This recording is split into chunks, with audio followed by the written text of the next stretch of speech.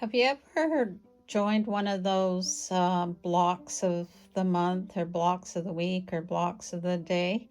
I did one 2 years ago where you do 100 blocks in 100 days. Although I learned a lot, in hindsight, I didn't spend any time picking any fabrics and I did it all scrappy. So fast forward now, and I really don't like the blocks as to be used as a quilt or anything large. So what I've decided to do, these are all 4x8s. I'm not going to use those for this project. These are all 8x8s. So they're all over the place with colors. I don't know what I thought I was doing. Basically, I was just taking whatever scraps I could find through my stash and leftovers from other projects and fabric that people had given to me. So what I'm going to do is I'm going to pick some of the darker colors and I'm actually going to make this into an apron. I've made one apron already just out of a tablecloth, which I'll show you later.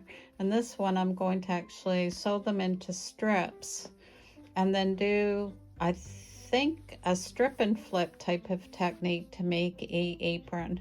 So if you'd like to follow along with me, that's what is up next. These I'm just gonna join off camera in strips of fabric, and then once I start joining them together, then I'll be right back with you. Thank you.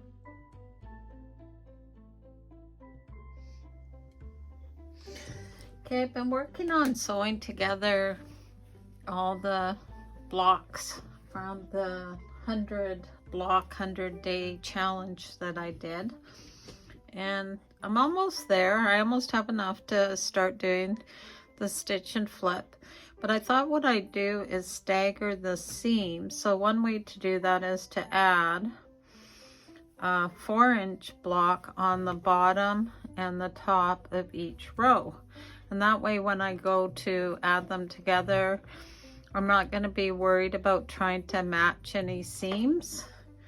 So I have to be honest, I haven't done this before. So we'll see. In my mind, it should work, or in theory. So let's see how it works out. So I'm just going to continue sewing along. If you want to continue watching, you're more than welcome to. Fast forward, whatever works for you.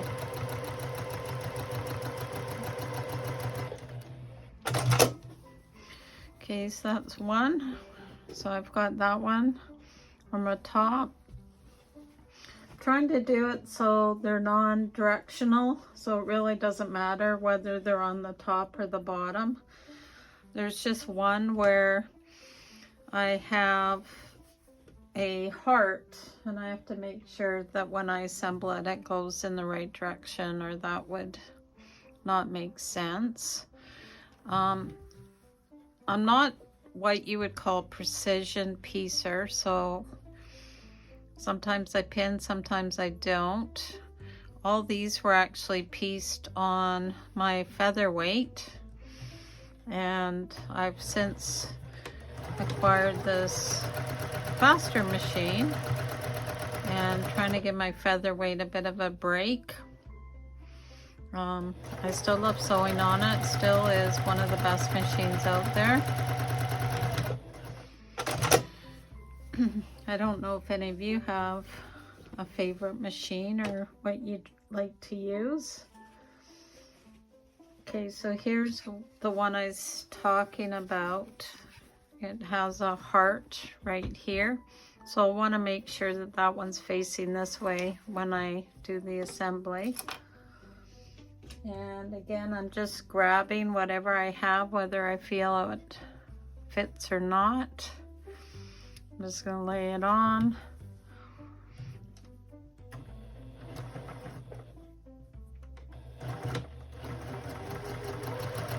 I would encourage people, excuse me, to at least try some sort of sew along or block of the month, or there's so many talented people out there that like to distribute their patterns. Some are free, some are paid. This one was a paid sew along, and I will be able to use the various blocks for other things. So I don't feel that it wasn't warranted spending the money. And it was just something where at the time I was just using up a bunch of scraps because that's what I like to do. And when I put on the design wall, it just wasn't, I wasn't feeling the love, let's put it that way. And the quilting groups I belong to, the donations that we do have very specific criteria. So I felt at this time it wouldn't make a good donation quilt. And to be honest, batting and material is quite expensive these days. I don't know where you live, but where we live, things just keep getting more expensive, which is why I'm really wanting to use up what I have. And this morning I was looking for something and I actually found some more blocks that I had acquired that someone else had made. So I will certainly come up with a way of using them as well.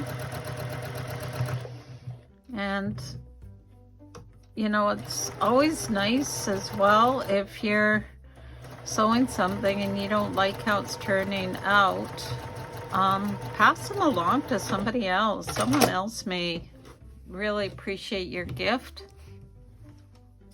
Okay, so that's all the ones I have to do right now. I'm going to press the seams open and then let's take a stab at doing this flip sew as you go apron that I'm working on. Okay, I have all my strips pressed now, and what I'm going to do is I'm going to mark my base. And what I've done is I've cut out the pattern for the apron on an old cotton sheet. Well, I shouldn't say old, it was only used a couple times and then I threw it through the laundry and decided to repurpose it for this. The straps on the front have been sewn together, and when I sew these strips of blocks on, I'm going to be sewing them on the wrong side so that this remains the inside with a nice finished seam. So what I want to do is I just want to mark the center, and I'm not going to do anything about fancy measuring. I'm just trying to get a guide of where it is. Okay, so that looks like it's gonna work pretty well for me. I'll just do another couple here. Okay, there we go. So this is the right side facing up. We're gonna sew on the wrong side. So now I'm gonna open this up and I'm going to work from the center out. And again, I haven't done this before, so I'm gonna see if it works. I need to first make sure that my strip is long enough, which it is. So the first one is going to be lined up on the bottom here, the bottom of the hem. I don't think you can see that in here. So it's going to be lined up here. And I am going to do some pinning. And that way it won't move. This is sort of like a quilt as you go type of strip piecing. I just decided to do it in a different type of project. And this will in essence be a reversible apron. And if all goes well, this is one that I will wear when I'm at some of my quilting events. I'm the type that always comes home with thread all over me. So I'm just checking the top here to find my center mark, which is right here. lining up. And I'm going to do this with a 1/4 inch, give or take, foot. And again, I'm not going to bother trimming any of that. I might do a little bit wider than a 1/4 actually on this first one. And again, because I've staggered this, it doesn't require anything needing to be matched. So this will be the first one going down. And it's only hitting here and hitting here. And it will continue up through the strap. So I'm just going to pin that for now. It's not going to get sewn. And I'll have to remember that I have a couple pins there as I move it around. Okay, so this was the first row. So what I'm going to do, I'm going to take it over to the machine. I'm going to use a smaller stitch just because it stops things from opening up on me. And I'm going to stitch along here, and then I'm going to stitch along here. And I might actually baste it on the strap. I'll see how I feel about that. Okay, let me take care of that. Okay, I have the first, I'm going to call it column or row, excuse me, sewn on. And I decided only to do the one seam because I know, like quilting, this is going to start creeping as we go along. So I've got this pinned. I'm quite expecting to stab myself a few times. So now what we need to do is take another one.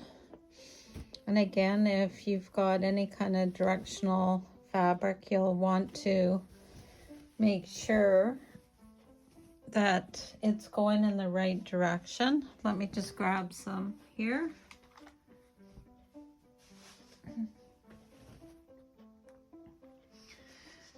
I have them behind me on the sewing machine or on my ironing board, so they're not that easy to get to. Okay, because I put the shorter strip here, I actually want to match at the top.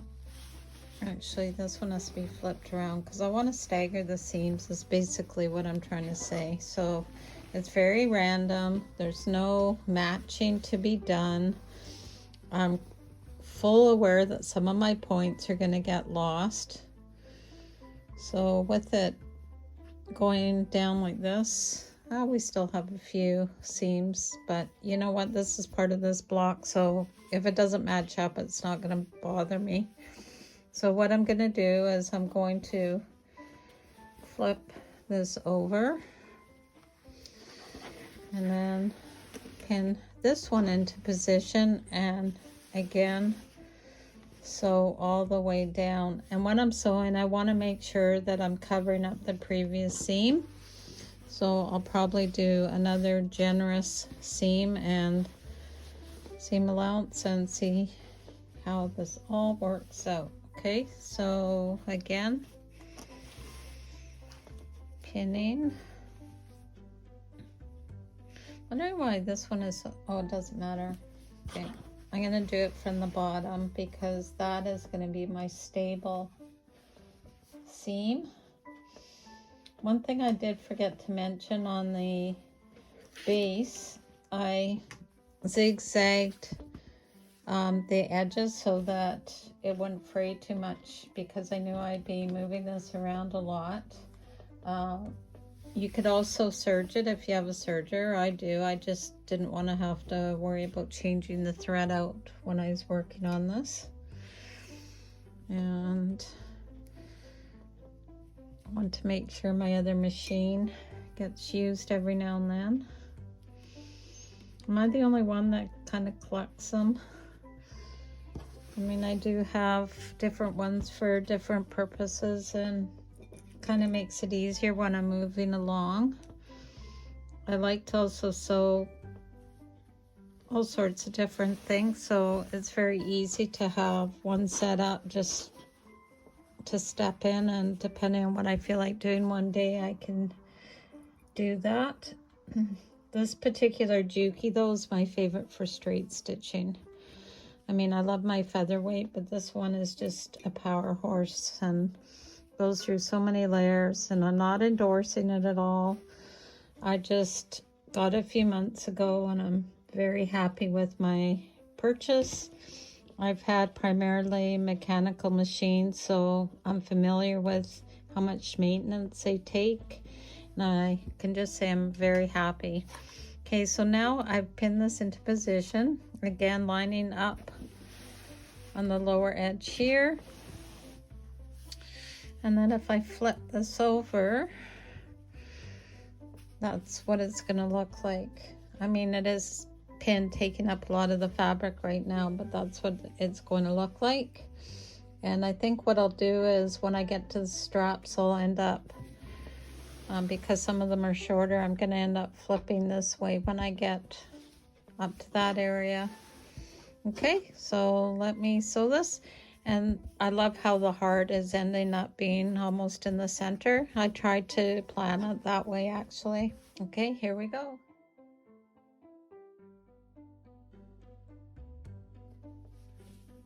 Okay, 2 rows or columns are now together. I'm going to take this over to my ironing board and give this a bit of a press, but I just want you to see how this is turning out. And because I'm not matching, it's looking very random, and I really like how it's turning out. There's one area here because it's black where the previous stitching is showing up, but I'll just probably use the seam ripper and pick that out later. Because this is going to be worn, I am not, if you notice, there isn't any batting in this because I don't want it to be extra heavy or too puffy. So I'm just going to press this, and then I'll come back and we can get another column put on. Okay, I've got the pressing done, and I'm just very thrilled with how this is turning out. So now I'm ready for the 3rd column.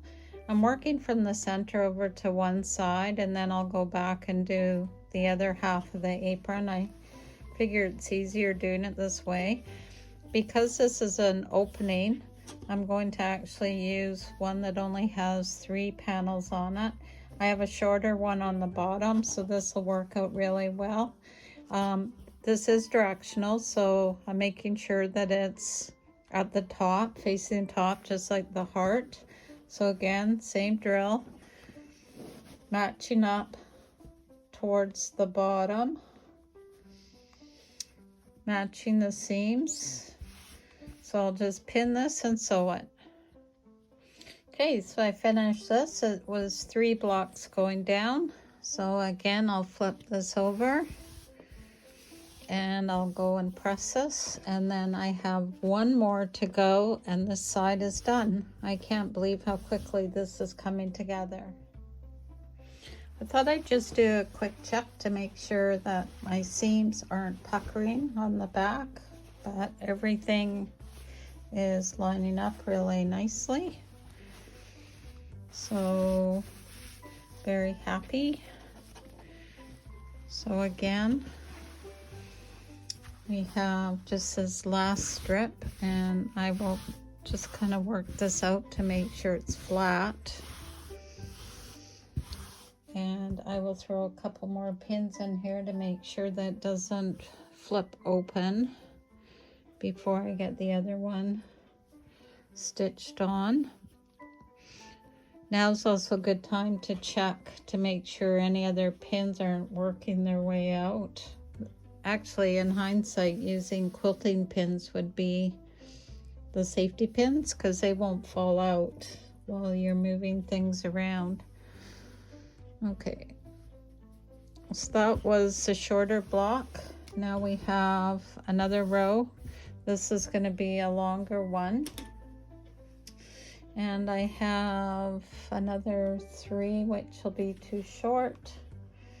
So I think I'll go with this one. part of this is also based on what blocks I like. I'm not a huge fan of this one, but I like the pinwheel down here, and I really like this one, so I think I'm going to use this one here. And again, it's making sure it hangs down a little bit on the bottom, which is better because we're actually going to do a binding, like a how you bind a quilt, to finish off the edges. So I'm going to pin this and sew the seam and press it, and I'll be right back. Okay, I got this column put on. I did realize that once it gets trimmed, I'm not even going to see this pinwheel, but the color is still there. We'll get cut about here. That's okay. I'll use the other half for something else. So I pulled out some of my pins that I use when I'm pin basting. And for operator safety, which would be me, I'm just putting a few in because I can see pins ending up all over the floor. I'll forget one. My husband will come in here. He'll end up getting one in the foot. So it's easier just to do this quickly. I'm not putting them everywhere. I'm just on this one because it isn't secured at all. All the other seams are. If you don't have a weight, you've probably seen this in other videos. I had a plastic one, but it rolled off the table a couple times, so I got one that doesn't roll at all. It's quite heavy. It's 5 pounds. It works great. I picked this up at a big box store a couple of years ago, and it's just wonderful. Okay, so again, I'm going to replace a few of these straight pins with the quilting pins. Okay, some of these are continuous. I don't know if you can see that on the bottom, and some aren't. I know when I bought them, they were both labeled as being curved quilting pins. The ones that are continuous on the bottom, these ones here, I like the best because they're easier to slide out and you don't get fabric or thread caught in this little coiled end. So if you need to buy any, that's my recommendation anyway. I kind of wait till they go on sale. I do have a fair collection of them. I had some larger ones, and somebody in our household decided to use them for their sewing project, and they never came back into my area, so one day I'll get them back. Okay, so here we go. And again, I'm just making sure I'm catching fabric when I'm putting pins in, and that it's not just an area where the under part isn't there. I'll just put a couple more in and then move on. Okay, so let's consider that done now. Okay, see, I almost hit myself over here. There's nothing worse than getting stabbed a few times. Okay, so here we go. So this is the centerpiece, the first one we laid down. And now we're going to be working this way to finish it off. This side is actually shorter because this is what they call Japanese cross-backed apron. And these ends of the that go around your arms will actually get joined, and you put your arms in. There's no fasteners. They're excellent. Quite enjoy wearing them. I have one I'll show you later at the end of the video that I use for cooking. And then this one is going to be for my sewing. And if you're looking for a fairly inexpensive, quick gift to give someone, highly recommend making one of these. I don't know anyone who hasn't liked them. Okay, so this is the next one. I think I'll go this way.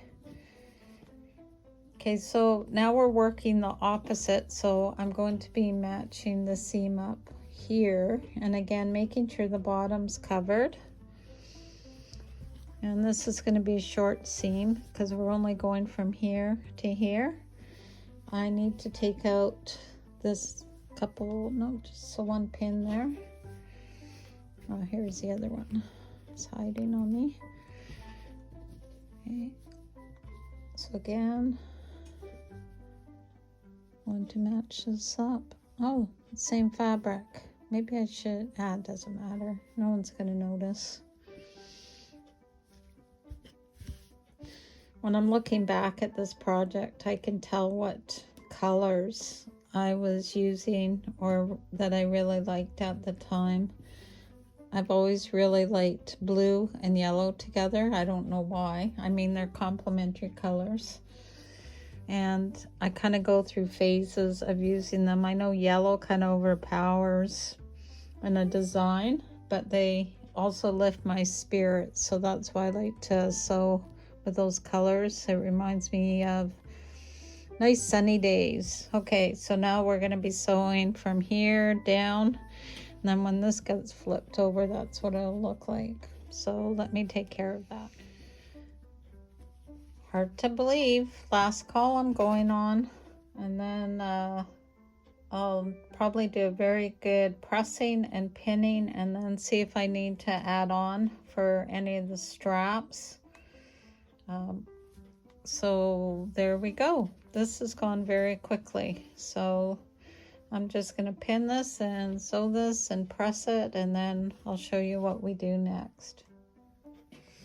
Okay, so I have it all sewn together. Sorry, I'm going to be moving this around a bit so that you can see. It is a real hassle for me to try and move the camera around until I get a little bit more technically inclined here, so you have to bear with me. So I do have some straps that I need to put some more fabric on here, and then this one.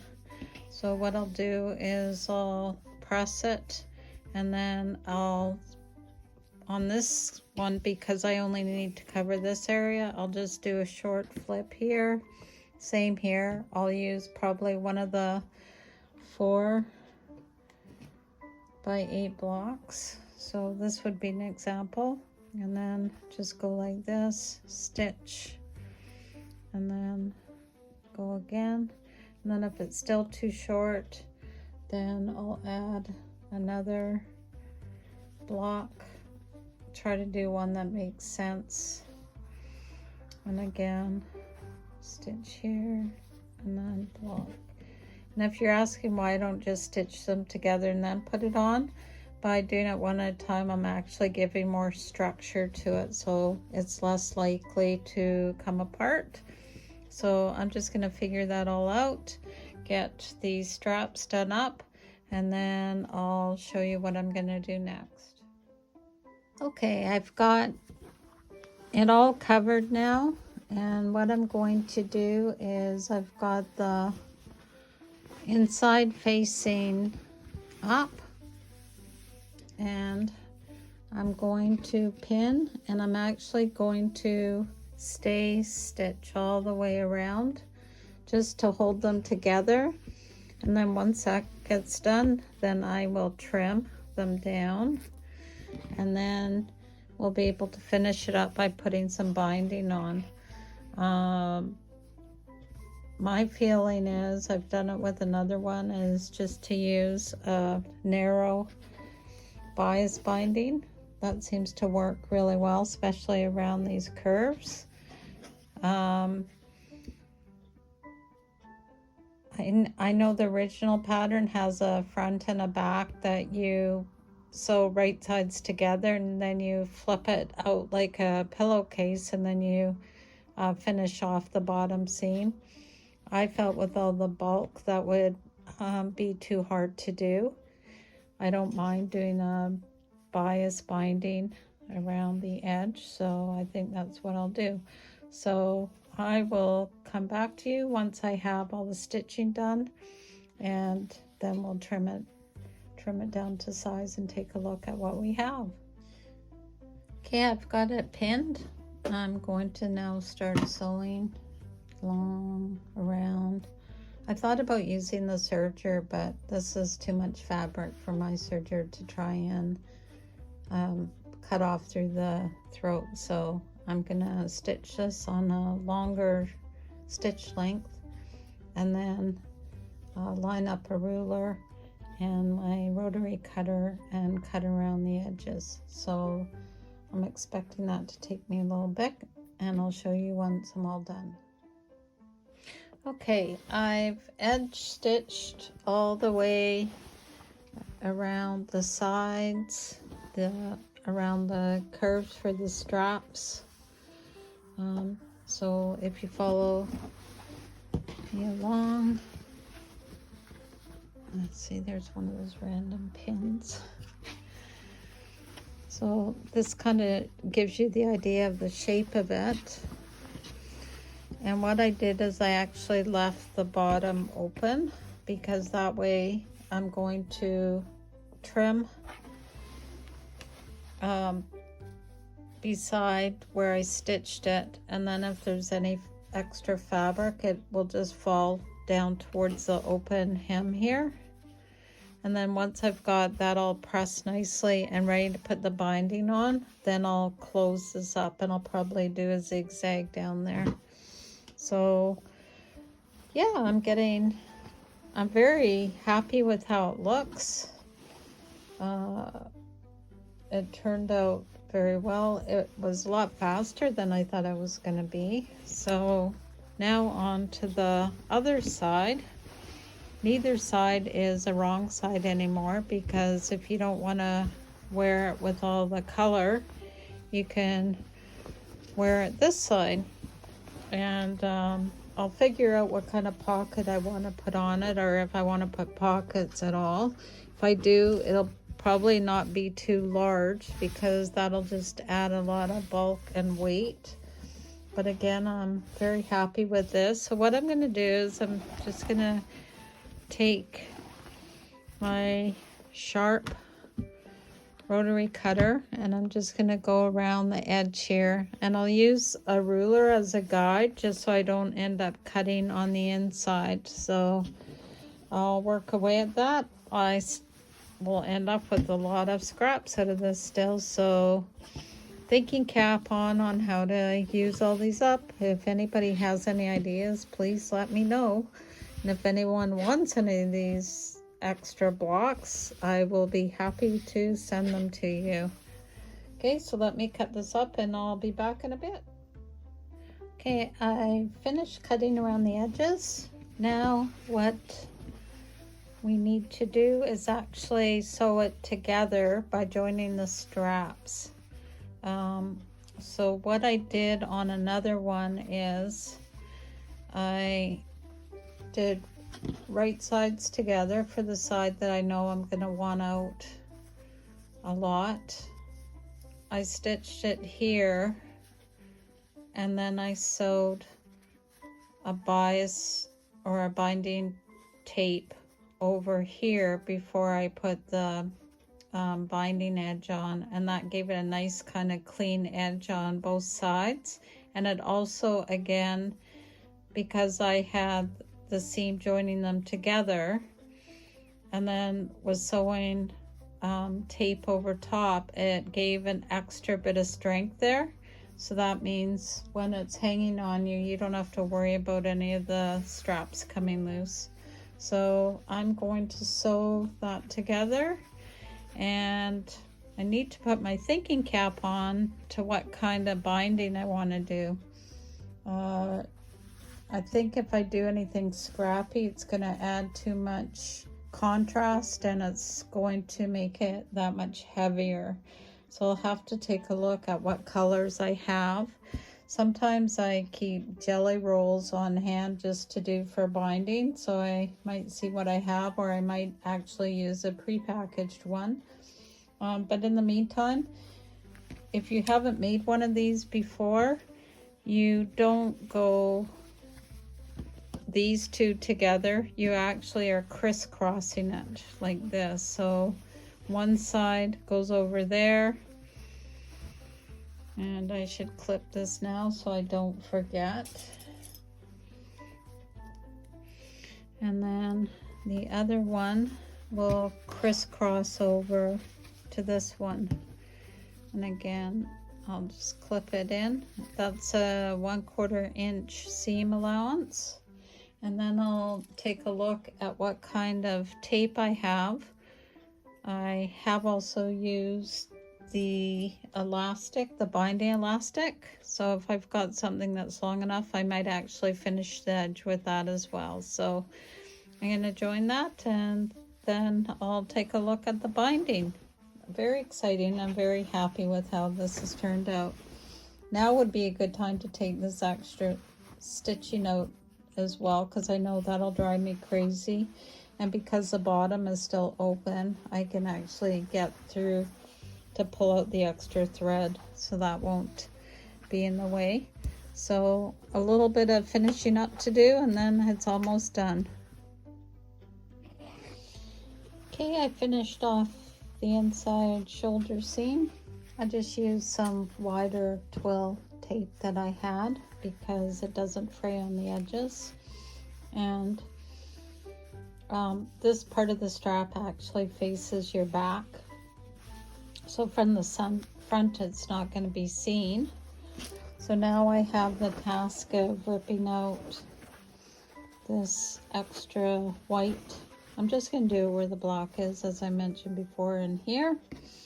So me and Jack have a date, and I will be back with you when this is done, and we'll figure out the binding.